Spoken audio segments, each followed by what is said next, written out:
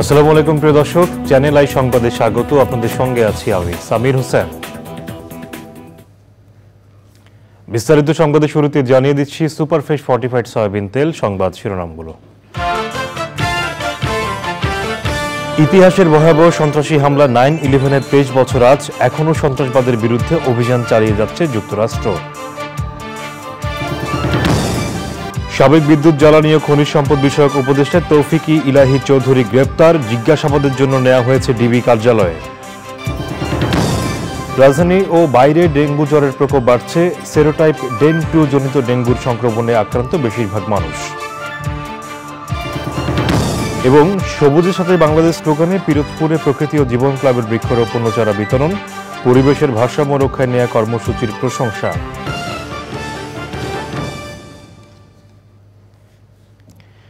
সংবাদ শিরোনামগুলো জানাচ্ছিলাম। এখনকার এই সংবাদ আয়োজন একই সঙ্গে চ্যানেল আইয়ের ইউটিউব চ্যানেলে এবং চ্যানেল আইয়ের ওটিটি প্ল্যাটফর্ম আই স্ক্রিনে লাইভ স্ট্রিম হচ্ছে। এবারে বিস্তারিত।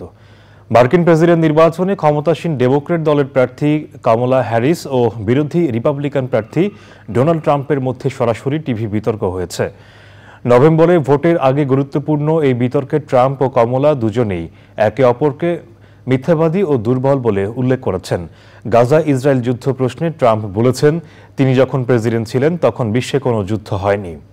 কমলা হ্যারিস ইসরায়েল এবং আরবদের ঘৃণা করেন। ওদিকে কমলা বলেছেন, দুই রাষ্ট্রভিত্তিক সমাধান এবং যুদ্ধের অবসান চান তিনি। আফগানিস্তান প্রসঙ্গে কমলা বলেছেন, ট্রাম্প তালেবানের সাথে বৈঠক করেছেন। আর ট্রাম্প অভিযোগ করেছেন, তিনি যে চুক্তি করেছেন তা ভণ্ডুল করে দিয়েছেন বাইডেন। মার্কিন সম্প্রচার মাধ্যম এবিসি নিউজের আয়োজনে 90 মিনিটের এই বিতর্কে মূল্যস্ফীতি, অভিবাসী ও গর্ভপাত সহ নানা বিষয় উঠে আসে। 9/11 নামে পরিচিত ইতিহাসের ভয়াবহ সন্ত্রাসী হামলার 23 বছর আজ। 2001 সালের 11ই সেপ্টেম্বর ইসলামিক জঙ্গি গোষ্ঠী আল কায়দা সন্ত্রাসীরা 4টি উড়োজাহাজ ছিনতাই করে নিউ ইয়র্কের ওয়ার্ল্ড ট্রেড সেন্টারের টুইন টাওয়ারে আছড়ে ফেলে। আরেকটি উড়োজাহাজ আঘাত করে পেন্টাগনে। হামলা হয় পেনসিলভেনিয়ায়। এসব হামলায় প্রাণ হারান প্রায় 3000 মানুষ, গুরুতর আহত হন প্রায় 25,000। রিপোর্টে আরও জানাচ্ছেন সুদীপ্তা মাহমুদ।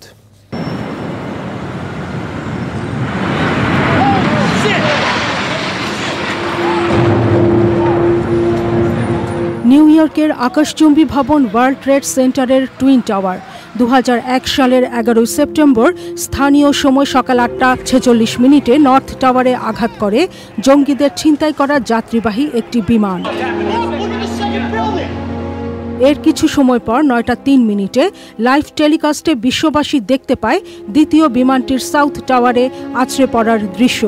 হামলায় দুটি ভবনেই আগুন ধরে যায়। মাত্র 2 ঘন্টার মধ্যে দুটি ভবনই ধুলার ঝড় তুলে ভেঙে গুড়িয়ে পড়ে।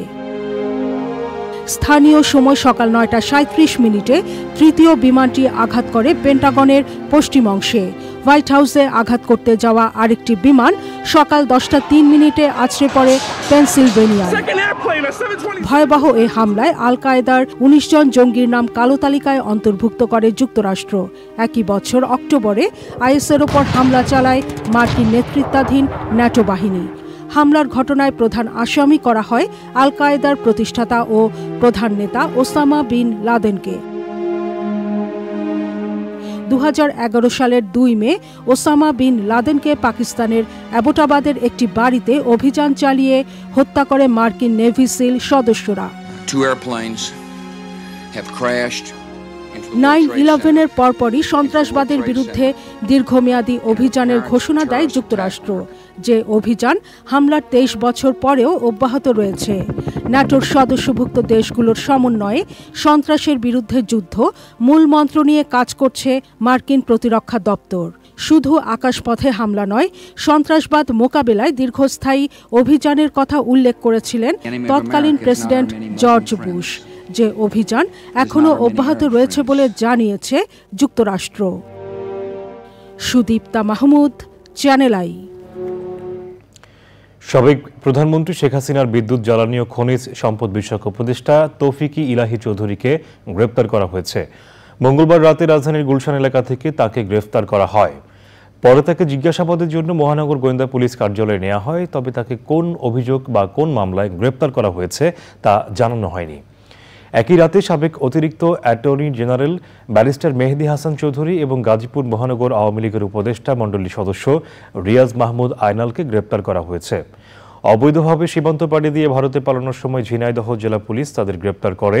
এ দুজন ডিএমপি আদাবর থানা ও জিএমপি বাসন থানার দুটি হত্যা মামলার আসামি।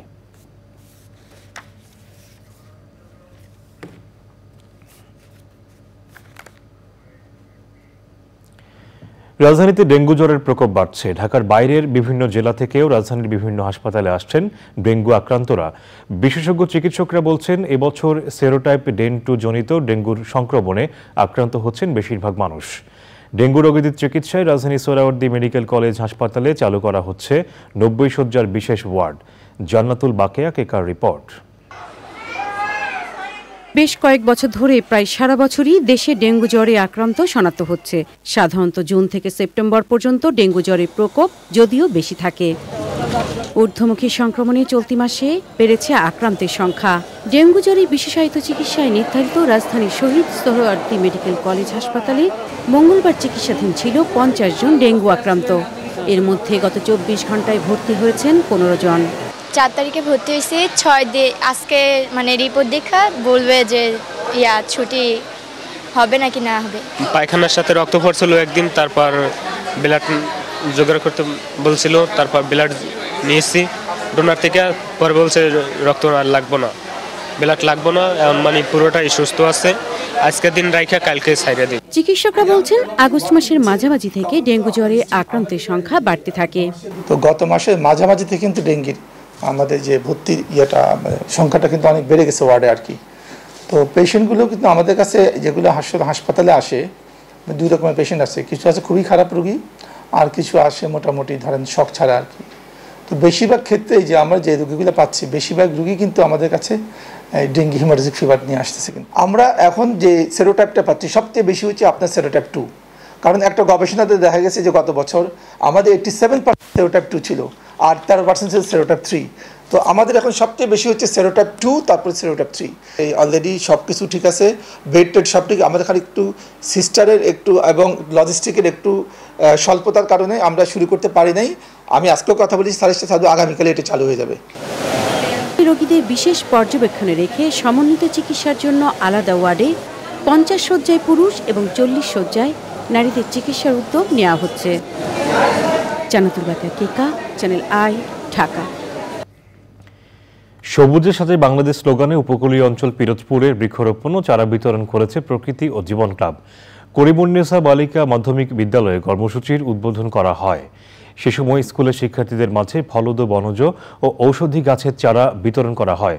বন্যা পরবর্তী ক্ষয়ক্ষতি পুষিয়ে নেওয়ার পাশাপাশি পরিবেশের ভারসাম্য রক্ষায় প্রকৃতি ও জীবন ক্লাবের বৃক্ষরোপণ কর্মসূচির প্রশংসা করেন বিশিষ্টজনেরা। ফসিউল ইসলাম বাচ্চুর পাঠানো তথ্য ও ভিডিও চিত্রে সাবরিনা হাসানের রিপোর্ট।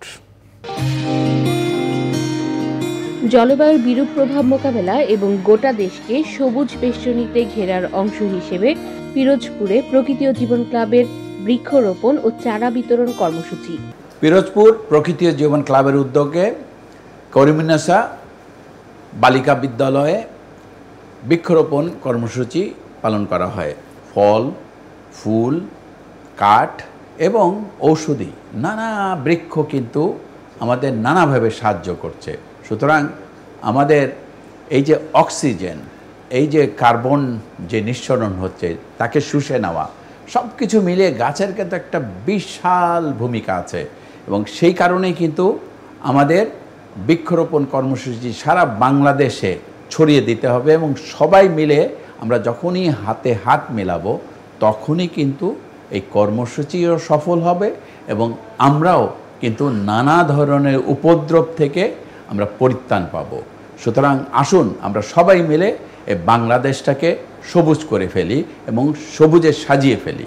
গাছের চারা পেয়ে উচ্ছ্বাস প্রকাশ করে এগুলো নিজ উদ্যোগে রোপণের কথা বলেন শিক্ষার্থীরা। গাছ আমাদের অক্সিজেন দেয়, অক্সিজেন থেকে আমরা অক্সিজেন পেয়ে আমরা বাঁচতে পারি। গাছ পেয়ে আজ আমরা অনেক খুশি। গাছগুলো আমাদের প্রত্যেকের জন্য খুবই উপকারী, কেন এগুলো ফল গাছ। এগুলো যদি আজকে আমরা রোপণ করতে পারি তাহলে ভবিষ্যতে এগুলো আমাদেরই আর কি ফল দিবে।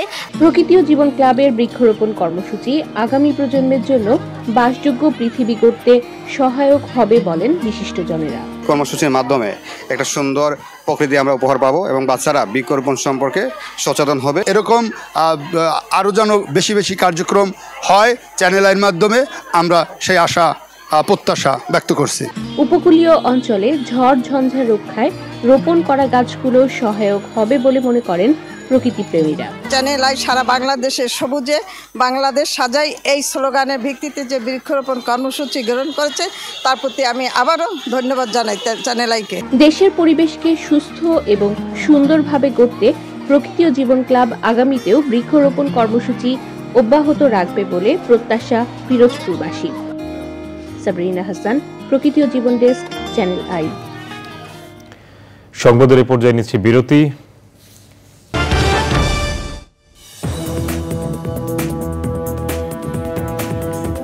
বিরতির পর আবার আমন্ত্রণ। জাতিসংঘের খাদ্য অধিকার বিষয়ক বিশেষ দূত মাইকেল পখরি বলেছেন, গাজা উপত্যকায় ইসরায়েলের নিক্ষিপ্ত গুলি ও বোমার চেয়ে পরিকল্পিত ক্ষুধা সংকটে সেখানে বেশি মানুষ মারা যাচ্ছে। তিনি সতর্ক করে বলেছেন, এই মানবিক বিপর্যয়ের প্রভাব ফিলিস্তিনিদের ভবিষ্যৎ প্রজন্মের ওপর বহু বছর ধরে বিরাজ করবে। সম্প্রতি জাতিসংঘের সাধারণ পরিষদে উত্থাপিত এক প্রতিবেদনে ফখরি বলেন, গাজায় খাদ্য উৎপাদন এবং সরবরাহ ব্যবস্থাকে ইচ্ছাকৃতভাবে ধ্বংস করেছে ইসরায়েল।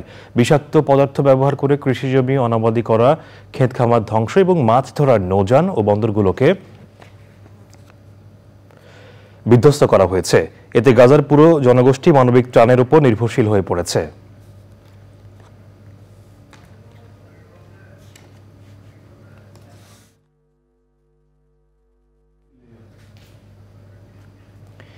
এবারে নিটোলটাটা কৃষি সংবাদ।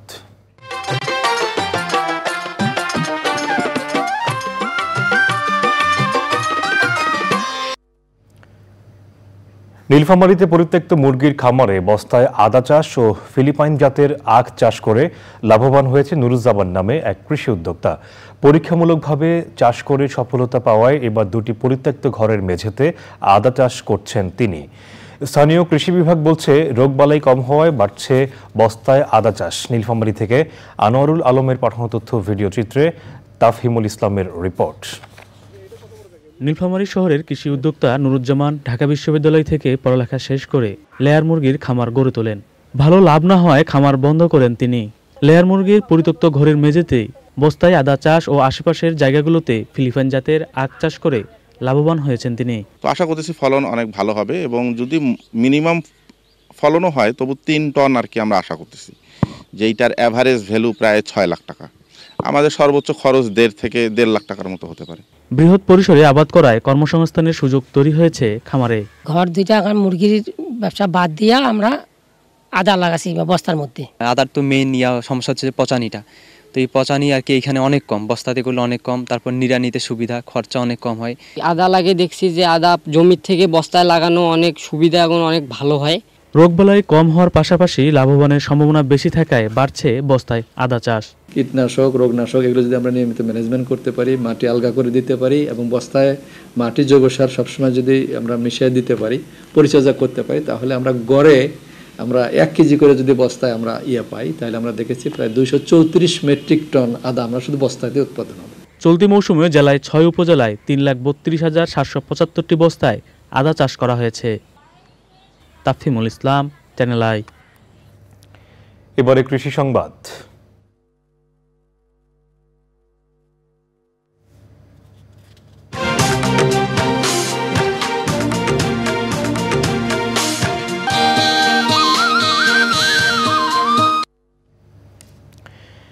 বরিশালে দেশের প্রথম গ্রিনহাউস গ্যাস নির্গমন নিরূপণ ল্যাব নির্মিত হয়েছে। বাংলাদেশ ধান গবেষণা ইনস্টিটিউটের আঞ্চলিক কার্যালয়ে এই ডিজিটাল ল্যাব স্থাপন করা হয়েছে। এর মাধ্যমে অলবণাক্ত জোয়ারভাটা এলাকায় ফসলি জমিতে গ্রিনহাউস গ্যাস নিঃসরণ এবং বৈশ্বিক উষ্ণতায় এর প্রভাব নিরূপণ সহজ হবে বলছেন সংশ্লিষ্টরা। সাইদ পান্থর তথ্য ও আরিফুর রহমানের ভিডিও চিত্রে আফরোজা হাসির রিপোর্ট। উন্নত বিশ্বে ধান চাষাবাদকে গ্রিনহাউস নির্গমনের উৎস হিসেবে ধরা হয়। তবে গবেষকদের দাবি, ধান গাছ শুধু কার্বন নিঃসরণই করে না, বায়ুমণ্ডল থেকে কার্বন শোষণও করে। জলবায়ুর পরিবর্তন ও বৈশ্বিক উষ্ণতা বৃদ্ধিতে ধানের জমি থেকে নির্গত গ্রিনহাউস গ্যাস দায়ী। এটিকে গুরুত্ব দিয়ে অধিকতর গবেষণায় গ্রিনহাউস গ্যাস নির্গমন নিরূপণে ল্যাব নির্মাণ করেছে বাংলাদেশ ধান গবেষণা ইনস্টিটিউট। যে অঞ্চল, সেই অঞ্চলে ধানের জমিতে কি পরিমাণ গ্রিনহাউস গ্যাস নিঃসরিত হচ্ছে সেটা আমরা অটোমেটেড পদ্ধতিতে পরিমাপ করতে হয়। আধুনিক যন্ত্রের মাধ্যমে এই বিষয়টা আমরা তথ্যভিত্তিক জানতে পারবো এবং আমরা এই বিষয়টা দেশের সহ বিভিন্ন আন্তর্জাতিক ফোরামে এই তথ্যের সাহায্যে আমরা সেটাকে মোকাবেলা করতে সক্ষম। এই গবেষণা অপতথ্য রোধের পাশাপাশি দূষণমুক্ত পরিবেশ গড়তে সহায়ক বলছেন সংশ্লিষ্টরা। বরিশাল অঞ্চলেই প্রকৃত অবস্থা জানার জন্য আমরা এই গবেষণা এখানে করছি। এর দ্বারা আমাদের আসলেই যে ধান চাষ করে যে গ্রিনহাউস গ্যাসের কোনো ক্ষতি হয় না, মানে বাস্তবতা এখান থেকে বোঝা যাবে। দেশের খাদ্য নিরাপত্তার যা যা দরকার আমাদের এই কাজটা করতে হবে। সবাই মিলে যখন কাজ করব, দেশ এগিয়ে যাবে। জলবায়ুর বিরূপ প্রভাব মোকাবেলা ও খাদ্য উৎপাদন বাড়াতে এ ধরনের গবেষণা অব্যাহত রাখবে বাংলাদেশ ধান গবেষণা ইনস্টিটিউট। আফরোজা হাসি, প্রকৃতি ও জীবন ডেস্ক, চ্যানেল আই। দর্শক, আপনারা দেখছিলেন প্রকৃতি সংবাদ। এবারে খেলার খবর।